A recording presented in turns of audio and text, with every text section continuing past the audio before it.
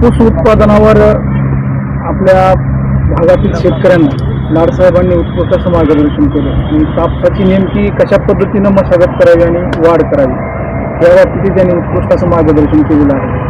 तर याचा आपल्या शेतकऱ्यांना कितपत फायदा होईल असं आपणास वाटतं? नक्कीच आपल्या शेतकऱ्याला त्यांच्या मार्गदर्शनाचा फायदा होईल. ज्या ज्या शेतकऱ्यांनी त्यांनी सांगितलेले अनुभव अंगीकारले व स्वीकारले त्या शेतकऱ्याच्या उत्पन्नामध्ये 1.5 पट, 1.25 पट, 2 सुद्धा उत्पन्नात फरक पडलेला आहे. असे अनेक ठिकाणचे अनुभव आहेत आणि निश्चितपणानं कापूस असेल, ज्वारी असेल, सोयाबीन, तूर या सगळ्या पिकासाठी त्यांनी केलेलं मार्गदर्शन, अनेक शेतकऱ्यांचे अनुभव, तंत्रज्ञान आणि नवीन पद्धती अवलंबून त्यांनी सगळ्यांना माहिती दिलेली आहे ती निश्चित शेतकऱ्याच्या हिताची आहे. आपण अपेक्षिलेल्यापेक्षा सुद्धा जास्तीत जास्त शेतकरी या ठिकाणी उपस्थित होते. हो, आम्हाला थोडेसे पेरणी लागल्या म्हणून लग्नाच्या तारखा असल्यामुळं एवढी संख्या येणार नाही असं वाटत होतं. तरीसुद्धा एक 700-750 लोक या ठिकाणी आले. लोकांचा ह्याचा अर्थ असा आहे की लोकांना नवीन तंत्रज्ञान स्वीकारावं, अनुभव लोकांचे ऐकावे असं शेतकऱ्याला वाटतं. याच्यातून बोध घेता येईल. शेतकरी मेळाव्यात आणखी काय उपाययोजना केल्यानंतर अहमदपूर कापूस तालुक्यातील शेतकऱ्याची प्रगती होईल असं आपल्याला वाटतं? मी आता माझ्या भाषणामध्ये असं सांगितलं की शेतकरी हा कष्टाळू आहे ह्याचा दुमत नाही, परंतु त्याला योग्य मार्गदर्शन आणि शासनाकडनं योग्य इन्फ्रास्ट्रक्चर उभं करून दिलं तर शेतकरी उत्पन्नामध्ये निश्चितच वाढ करतो हा अनेक जणांचा अनुभव आहे. आणि मला खात्री आहे की आम्ही जे आज मुद्दे मांडले विम्याच्या बाबतीमध्ये काही सुधारणा झाल्या पाहिजेत, नियमात सुधारणा झाली पाहिजे, सरकारी कंपन्याला विमाचं प्रीमियम त्यांच्याकडे भरलं पाहिजे, कारण खाजगी कंपन्या नफ्यावरती जास्त लक्ष केंद्रित करतात आणि काही ना काही कारणं काढून विमा द्यायचं टाळतात. त्याला पर्याय म्हणून सरकारी कंपनीला जर ते दिलं तर जास्तीत जास्त लोकांना विमा मिळू शकतो. कारण सरकारी कंपन्या नफ्याच्या मागे लागलेल्या नसतात, त्याच्या उलट खाजगी कंपन्या नफ्याच्या मागे लागल्या असतात. तो एक बदल करता येईल आणि विम्याचं सूत्र बदलणं आवश्यक आहे असं माझं व्यक्तिगत मत आहे. उमरठा पद्धतीचं जे आहे सूत्र त्याच्याऐवजी कृषी विभागाने प्रत्येक पिकाचा एक बेंचमार्क ठरवावा की सरासरी उत्पन्न हेक्टरी किती येतं याचा जर बेंचमार्क ठरवला तर त्या उत्पन्नापेक्षा कमी आलेल्या उत्पन्नाची तूट विमा कंपनीने द्यावं हे आम्हाला अभिप्रेत आहे.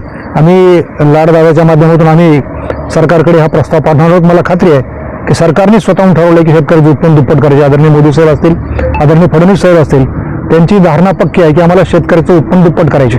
आणि मला असं वाटतंय की या देशामध्ये सगळ्यात मोठा जर व्यवसाय कुठला असेल तो शेती व्यवसाय. आपण कोरोनामध्ये पाहिलं सगळे उद्योगधंदे, कारखाने, सगळे व्यवसाय, सगळे दुकान बंद असताना सुद्धा एकट्या शेती क्षेत्राने या भारताची अर्थव्यवस्था 2.5 वर्ष तोलून धरली होती.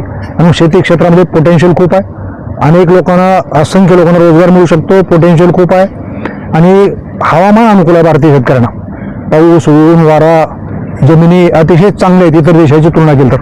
म्हणून खात्री आहे की सरकारचं प्रोटेक्शन आणि योग्य तज्ज्ञ लोकांचं मार्गदर्शन दिलं तर शेतकऱ्याचं उत्पन्न निश्चित वाढू शकतं, वाढलेलं आहे. शेतकऱ्यांकडे शेतकरी झुकत असताना जर बघितलं तर मागच्या 10 वर्षाच्या काळामध्ये पशुधन जे आहे शेतकऱ्याकडचं ते अगदी कमी होताना दिसतंय. पशुधन कमी झालं ही गोष्ट खरी आहे. त्याच्यावर थोडंसं प्रबोधन वेगवेगळे कॅम्प घेऊन करावं लागेल. कारण मजुरी परवडत नसल्यामुळं, सालदार गडी असेल, मजुरी असेल परवडत नसल्यामुळं लोकांनी पशुधन कमी करून यांत्रिकी शेतीवर विशेष लक्ष दिले आणि त्याचा परिणाम म्हणून पशुधन कमी झाले. पुढच्या काळात पशुधनावर लक्ष केंद्रित केलं करण्यासाठी आम्ही प्रयत्न करू, सरकारच्याही माध्यमातून करू, तज्ज्ञाच्याही माध्यमातून तो प्रयत्न करू, जेणेकरून ज्यावेळी शेती धोका देते त्यावेळेस पशुधन तारू शकते. हे अनेक पश्चिम महाराष्ट्रातले अनुभव आहेत. त्याही दिशेने काम करावं लागेल. आणि जमिनीचा पोत सुधारण्यासाठी आता शेणखतच उपलब्ध होत नाही. शेणखत उपलब्ध होण्यासाठी आणि शेणखत जिथं मिळेल तिथं उत्पन्न निश्चित पिकाचं दुप्पट येईल देते. आणि त्याहीपेक्षा महत्त्वाचं शेणखत असलेले बायोगॅस प्लांट सुद्धा या गॅसच्या तुटीच्या काळामध्ये ते सुद्धा खूप मोठा रोल निभावू शकतात. बायोगॅसच्या माध्यमातून आता गॅसच्या टाक्या भरून शिफ्ट सुद्धा करता येतील. आणि त्या दिशेनं आज जी आमच्या ज्ञानात भर पडली सगळी माहिती संकलित करून शासनाकडनं या सगळ्या कार्यक्रमाला चालना देण्यासाठी पुढच्या काळात आम्ही प्रयत्न करणार आहोत. शेतकऱ्याच्या आत्महत्या थांबतील का? कारण कालच आंधळीमध्ये एका शेतकऱ्याने आत्महत्या केली आणि आपल्या तालुक्यामध्ये आत्महत्येचं प्रमाण जास्त आहे शेतकऱ्यांचं. हे जर वाढवायचं झालं म्हणजे थांबवायचं झालं, शेतकऱ्याचं उत्पन्न वाढवायचं झालं तर ही एक दिवसात रिझल्ट मिळणारी बाब नाही.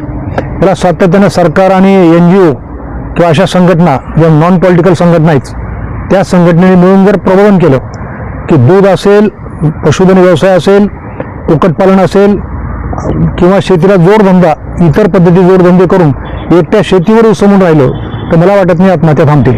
शेतीला जोडधंदा दिला पाहिजे, कुठला का कुठला होणार. दूध व्यवसाय असेल, मत्स्य व्यवसाय असेल, कुक्कुटपालन असेल, मधुमक्षिका पालन असेल, शेळी मेंढी व्यवसाय असेल, असे वेगवेगळे उद्योग जर जोडले तर निश्चितपणानं शेतकऱ्याचं उत्पन्न वाढेल आणि आत्महत्या थांबतील. याच्यात काही शंका असायचं कारण नाही. कर्जमाफी ठीक आहे.